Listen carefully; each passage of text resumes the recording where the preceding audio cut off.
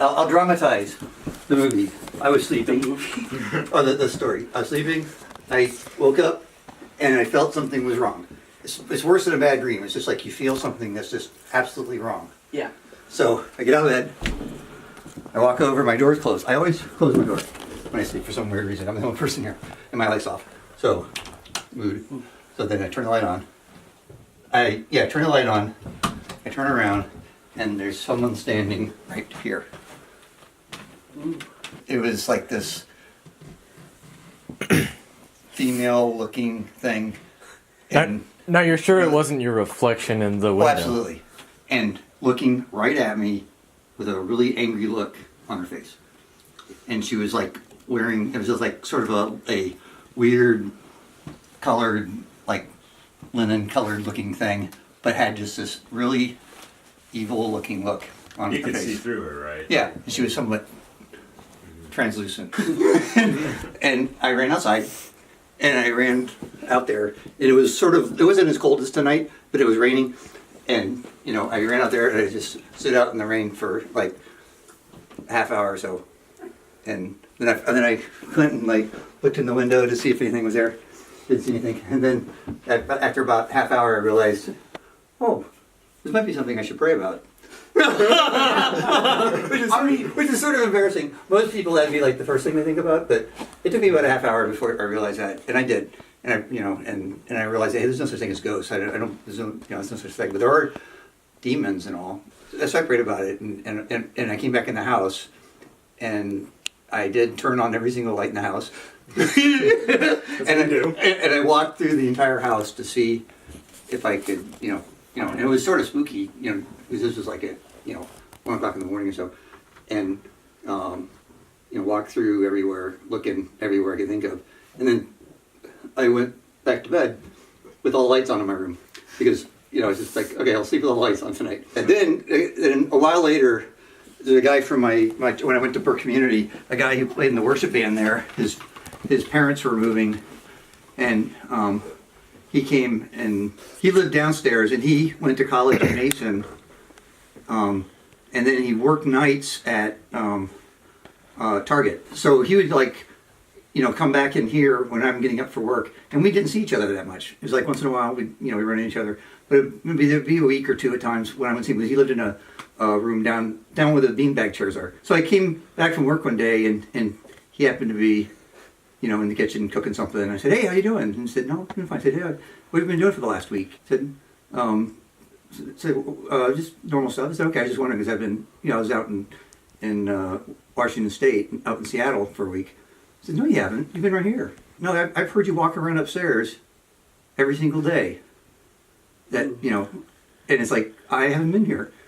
So he heard someone walking up here, and, it's like, no, that's interesting. So anyway, that was another That sounds fun. Yeah, so don't know. There's nobody in the house, but who knows? So just sort of weird things. And then the other one was just more of just having another one of those things where you wake up and just felt a really incredibly evil, oppressive presence. Mm-hmm. And that one I realized right away I needed to just get up and pray for a bit. But it was just an incredibly overwhelming sense of just evil. It could have very well been like an attack because demons just don't live somewhere just to live. They right. There's a purpose for whatever. And that was, I had a small group and all that kind of stuff, and was involved in the youth program there, and that's what there's a lot of thought that was part of the deal was that but it was just weird. But this is where right here is where. So it's really weird though, but it isn't. I should say it doesn't bother me much anymore. My dad grew up in a haunted house for like. No way. He didn't grow up in one, but he lived there for like 3 years. Yeah. Him, my grandma, and my great grandma. Yeah. They all lived there together, and my great grandma would always tell my grandma that she was like hearing voices or whatever. Oh my goodness. But she was like, it's whatever. Mm-hmm. But like one day when she was home alone. Yeah. She was in the base. She was on the middle floor, right? And there was a top floor. Mm-hmm. And she said, my dad rode the bus to school, right? So like she didn't see him leave in the morning, She just assumed he had gone to school. Yeah. And my great grandma was out getting groceries, I think. But she was downstairs. She heard footsteps upstairs, right? She heard like a lot of creaking. And she was like, "Oh, Brian, what are you doing at school? Or why are you not at school? Come on!" It was like, "It's 9 o'clock. You have to go to school." Right.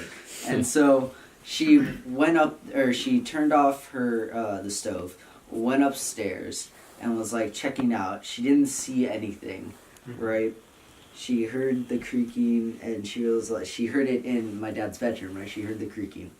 She walked in, and he had this big window in his room. She went over, walked in, and there was a man in a black suit standing at the window, staring out. Didn't turn around, didn't say anything. Yeah. Right. She sprinted out, Oh. and man. she said she could hear footsteps behind her. She Oh my goodness. sprinted out Yes. Yeah. and ran out the front door and ran across to the neighbor's house. And a little while later, she called the police because she didn't think it was a ghost. Yeah. She called the police. They came over and they checked out the house. The door was locked behind her. Like the front door was locked behind her. Yeah. So she had to wait for my dad to get home because he had the only key. Oh my Yeah. goodness. And my great grandma got home and they were both waiting outside. So they got the key, opened it up, and like they went through, checked out the whole house, didn't see anything. Yeah, I actually have a kind of a more boring story compared to like you two, but my dad and I were actually all of us were home. Like this was like a couple months ago, in like October, and my dad and I were sitting in our family room and we were both on our phones. We weren't really paying attention to much, and my mom and my sister were both upstairs. No one was in the basement, and when you walk downstairs, you go down the stairs, and immediately to the right is like kind of the unfinished part of the basement where no one's really doing construction, right? My dad and I were just sitting there, and then we heard this door slam. I was like, "Is anyone in the basement?" My dad's like, "I don't think so." And then I'm in the couch. I just look, and I can see the door is locked twice. So because we have two locks on the door for some reason, so I was like, "Okay, well, no one's in there." The basement door has a very strong lock on it. So we were like, "Okay, well, we have no choice but to check it out." We open the door. Go downstairs, scout out the entire basement. The door's closed, no one in sight. And the basement door to outside was locked, and the key was still on the hook. So, I don't know. And there's no vents near the door either, so it couldn't have been like a vent closing it. Yeah. It sounded like it was being forced shut. So I have a similar story, and it's the entire reason I believe that ghosts exist. Ghosts do not No, exist wait. even No, so. why? Yes, What do they you do. think? What do you think ghosts are? This is a good question. Yeah. What do you think? And back it up with the Bible. So What's the Bible say? You have to. The whole It says thing truth. is- You can only go off of the Bible. You can only go with truth. What truth is? yes, Okay. I don't know exactly how to explain it with the Bible. Part of me can only explain it as being it's not ghosts in like it's the dead spirits of people, but like Well, what happens to people when they die? yeah, heaven or hell. That's sorry, I can't explain that. But what I think ghosts are personally is they're not dead people, but they are in and of themselves like a separate creature. Here's the story when there was only me and my younger brother John. Right. And my mom and dad had to go out of town. I was chilling at the house all by myself. All of a sudden I hear my parents' door open.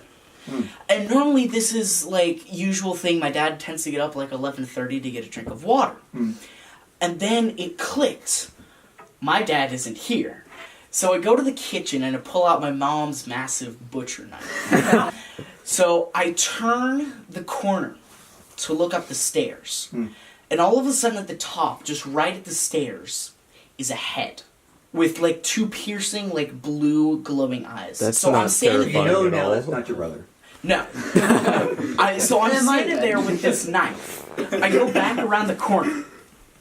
And we actually had a house phone at that time, and I called my parents. I was like, "Mom, Dad, there is something at the house. I don't know what it is. What should I do?" So they were like, "We'll call 911 for you. They'll come get you. Whatever."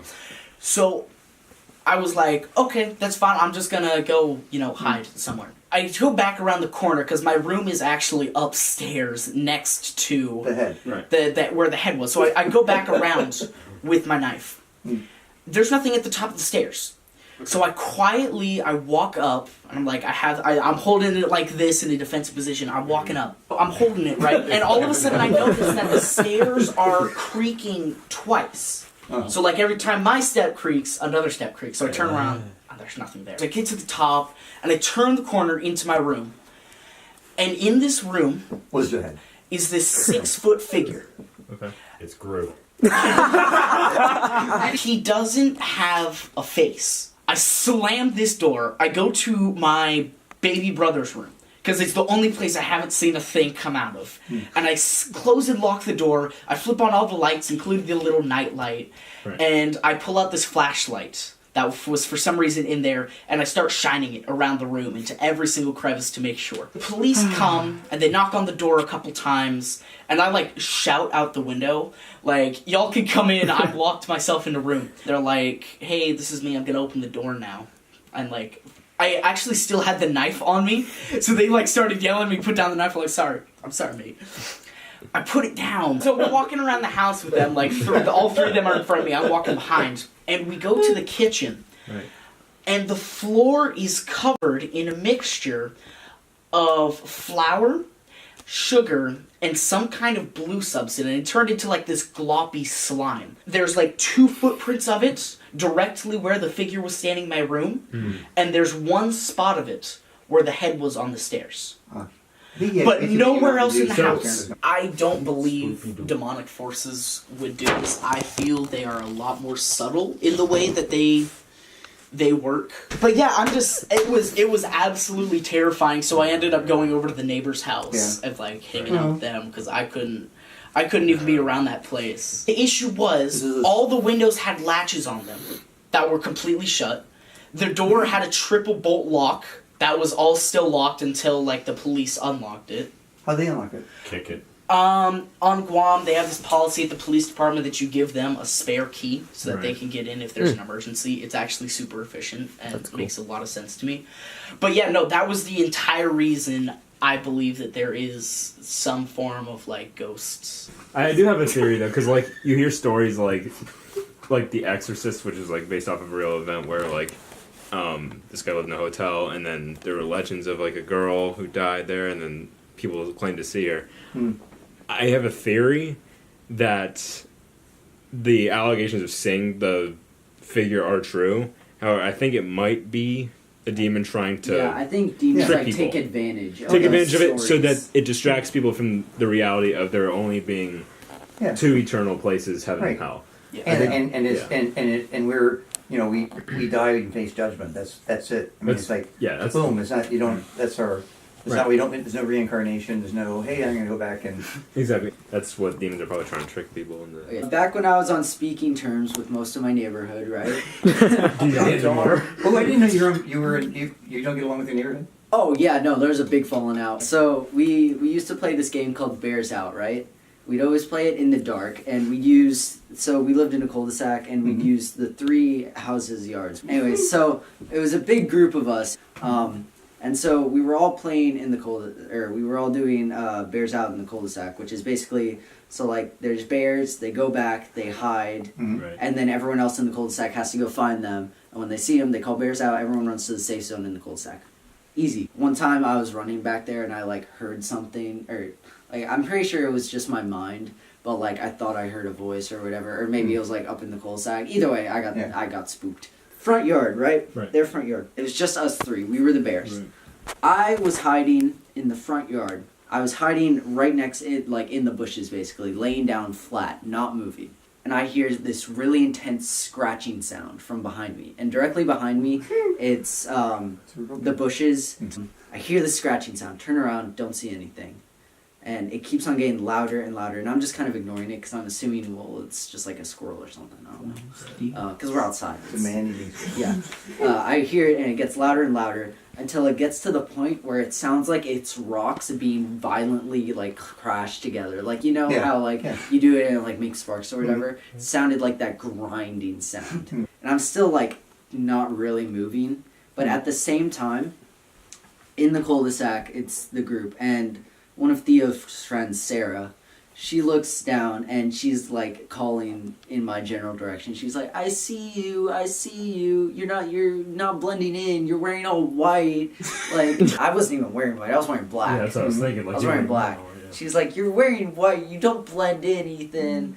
And she like, she was, and so yeah, I'm like kind of freaking out at this point. I hear the rock the rock grinding sound getting closer and closer. And at that point, I'm like, all right. I like wasn't even thinking that I wasn't wearing white. I was like, all right, I guess she sees me. I'm kind of getting creeped out by that grinding sound. Might as well get up and sprint. So I get up and sprint towards them. I'm like, and I'm a little freaked out at this point. I'm like, all right, it's whatever. So I get there. They obviously, because they barely have left the safe zone, they all get back to the safe zone. And so everyone comes out. Tessa comes out. John comes out. And John's like, wait, you guys didn't get to the backyard? And she was like, no, why? And he's like, I saw, like, or he describes it as, like, a white, like, someone wearing all white just walking around back there. And then I talked to Sarah. She's like, yeah, you weren't very slick. I saw you moving around back there. I was like, I was laying still. She described someone like wearing all white. Right. She thought it was me, and she like described them like going around on the ground trying to do like the sneaky camo style, right? Yeah. Like, or sneaky like army crawl. She described seeing someone doing that,